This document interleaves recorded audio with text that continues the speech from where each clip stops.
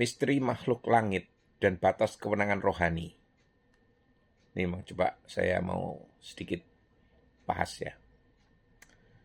Bapak, Ibu, dan saudara-saudara terkasih, ada ayat-ayat di dalam Alkitab yang seperti kilatan cahaya di tengah kabut. Ini saya menggunakan istilah puitis banget Bapak Ibu ya. Singkat, tajam, tetapi membuka dunia yang dalam dan luas. Salah satunya adalah ayat ini Bapak Ibu. Mereka berani dan angkuh, tidak gentar menghujat kemuliaan. Padahal malaikat-malaikat walaupun lebih besar di dalam kekuatan dan kuasa, tidak mengajukan tuduhan yang menghujat terhadap mereka di hadapan Tuhan. 2 Petrus 2 ayat 10 dan 11. Di sini muncul pertanyaan yang menggelitik jiwa Bapak Ibu. Jika malaikat tidak berani menghujat kemuliaan, lalu siapakah kemuliaan atau makhluk langit yang dimaksud? Apakah ada makhluk lain selain malaikat? Hari ini kita tidak akan menjawab hanya dengan logika, tetapi kita akan masuk ke dalam pewahyuan yang membentuk sikap hati. Bukan sekedar memuaskan rasa ingin tahu, Bapak Ibu. Satu hal yang perlu kita sadari, Bapak Ibu, bahwa realitas dunia roh itu lebih luas daripada yang kita bayangkan. Alkitab tidak pernah menggambarkan dunia rohani sebagai sesuatu yang sederhana, Bapak Ibu. Selain malaikat, kita menemukan istilah seperti tahta, kerajaan, penguasa, penghulu-penghulu udara, makhluk hidup, serafim, dan ketubim.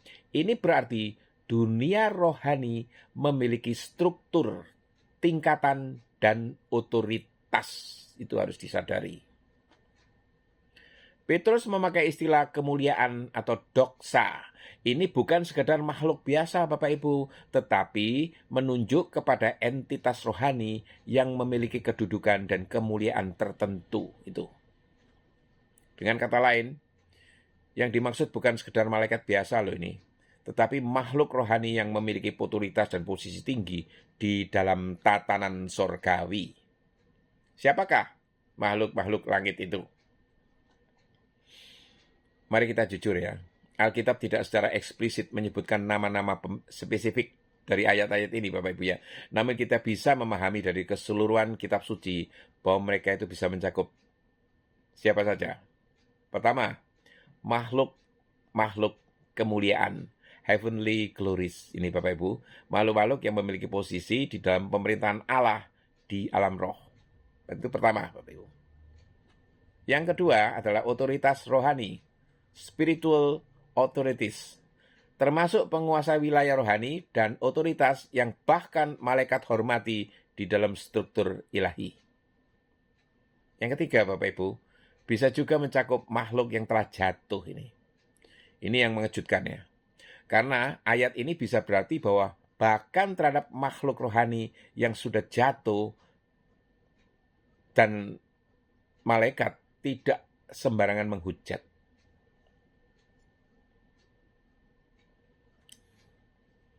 Pesan utamanya ini bukan tentang identitas loh Bapak Ibu ya. Ini tentang sikap ya. Coba sekali lagi dipikirkan. Bukan tentang identitas tetapi sikap. Petrus tidak menulis ini untuk membuat kita menjadi ahli kosmologi rohani. Bukan Bapak Ibu. Ia sedang menegur sesuatu yang jauh lebih serius. Kesombongan manusia di dalam perkara rohani. Ya, orang-orang yang disoroti Petrus itu berani, angkuh, sembarangan bicara terhadap hal rohani. Menghina yang tidak mereka mengerti. Kontrasnya, malaikat saja berhati-hati loh. Ironi besarnya, manusia berani, malaikat justru diam. Bayangkan ini, makhluk yang lebih kuat dari manusia, lebih dekat dengan hadirat Allah, lebih memahami dunia roh, justru memilih untuk tidak menghujat.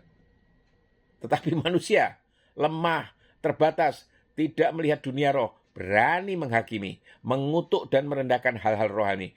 Ini bukan sekedar kesalahan Bapak Ibu, ini adalah kesombongan rohani yang tingkat akut. Berbahaya banget Bapak Ibu. Maka hati-hatilah di dalam perkara rohani. Ada fenomena hari ini ya. Orang dengan mudah berkata, aku mengikat roh ini, aku mengutuk roh itu, mengolok-olok kuasa gelap tanpa pengertian dan menganggap dunia roh sebagai hal yang ringan. Tetapi firman berkata, malaikat pun tidak melakukannya sembarangan. Artinya ada batas, Bapak Ibu. Kemenangan, ada batas etika rohani, ada sikap hormat terhadap tatanan Allah. Bukan tatanan terhadap roh-roh, bukan. Terhadap tatanan Allah, karena Allah menata semua itu. Dan Kristus adalah otoritas tertinggi. Kita tidak dipanggil untuk menjadi penguasa dunia roh dengan kesombongan atau bermain-main dengan kuasa rohani, bukan. Kita dipanggil untuk tunduk kepada Kristus, berjalan di dalam otoritas yang diberikannya, dan bukan yang kita kirim sendiri, Bapak Ibu.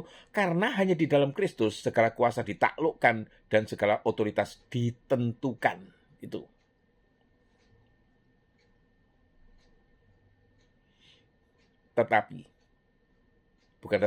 Maka jangan terpesona oleh yang tersembunyi, tapi taat pada yang dinyatakan. Dinyatakan oleh siapa? Allah. Pertanyaannya, makhluk langit apa ini?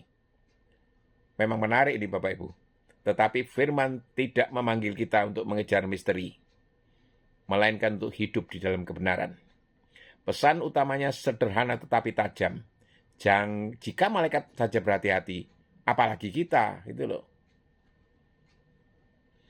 Tuhan, ajar kami untuk tidak sombong di dalam hal-hal yang tidak kami mengerti. Berikan kami hati yang tunduk, bukan hati yang ingin menguasai. Jauhkan kami dari keberanian yang lahir dari kebodohan, dan bimbing kami di dalam hikmat yang berasal dari hadirat-Mu. Kami tidak ingin sekedar tahu tentang dunia roh. Kami ingin hidup benar di hadapan-Mu. Di dalam nama Yesus. Amin.